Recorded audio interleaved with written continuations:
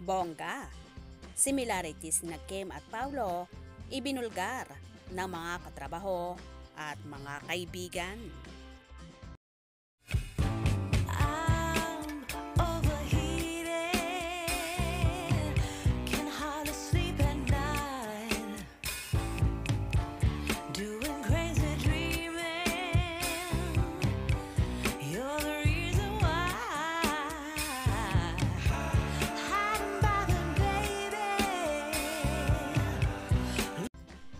Ano-ano nga ba ang mga katangian ng mga kapamilya stars na sina Kim Chiu at Paolo Avellino na gustong-gusto sa kanila ng kanilang mga kapwa-artista at mga katrabaho?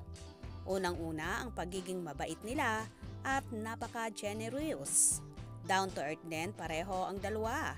Kaya naman marami talaga ang nakakapagpatunay na mga katrabaho at kapwa-artista ng Kim Pao.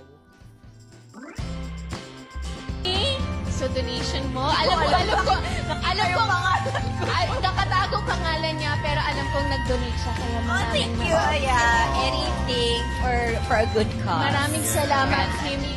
Isang ate ko nurse, pero natigil niya, kaya ngayon pinaaral ko din siya ng pagiging stewardess, so flight attendant na siya ngayon. Yung isang kuya ko naman, business management. Isa ko namang kapatid, pilot. Yun yung medyo mabigat. Pero at least, nakapagpalipad na siya ng airplane ngayon. Natuwa lang ako kay Kim kasi napakasipag niya at parang ano yan, hindi siya tumitigil and every now and then nagkakaroon siya ng break. Hindi siya nawawala. Alam mo kung bakit? Chika-chika kasi sa looban. Mula sa ating mga mga bubuit dyan. Magaan daw kasi katrabaho. Oo, halata naman. Ganun kasi sa sa showbiz na parang kunyari maganda yung pakituro mo sa mga nakapaligid sa sa staff, sa crew, ganyan. Minsan i-request pa nilang makasama sa susunod na project. Kaya siguro nabibigyan ng... Kitang-kita naman kay Kim na makulit siya, very funny, alam mo yun, masarap ka tropa, ganyan, Kim. Alam ko, magagalit tayo si Pao.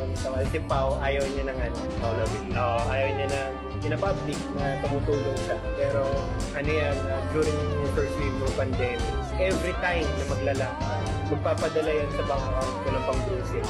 Matik yan hindi ka manghihingi, wala siyang itatanong kung may pangbili ba ako o ano.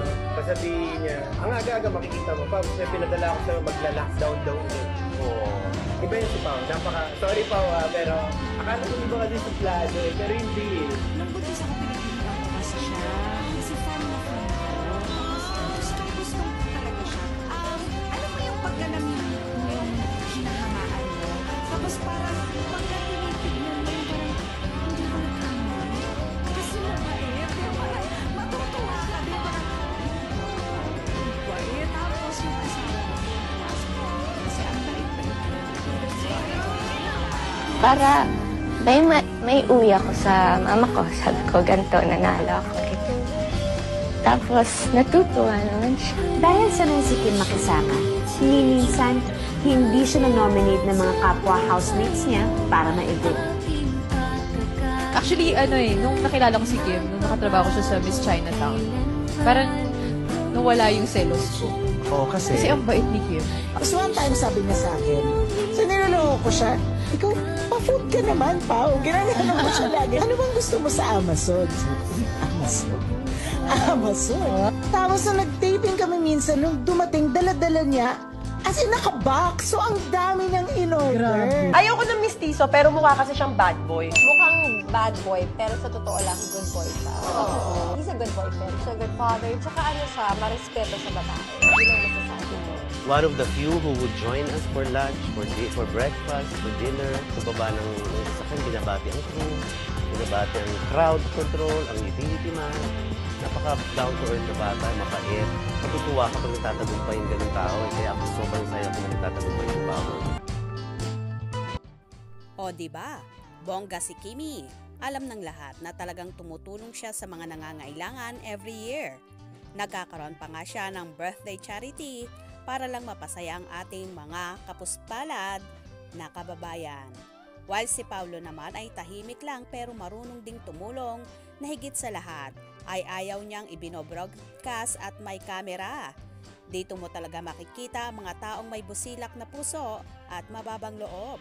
Kaya naman love na love kayo ng inyong Kim Pao supporters dahil marunong kayong mag-shares ng mga blessings nyo. More projects and blessings to come sa Kim Pao para mas marami kayong matulungan. Malay natin, next time, magkasama na kayo sa inyong mga charities na gagawin. Abangan natin yan. Kaya naman tumutok at huwag na huwag pahuhuli sa mga maiinit na kaganapan. Anong inyong magiging reaction sa bidyong ito? Comment below.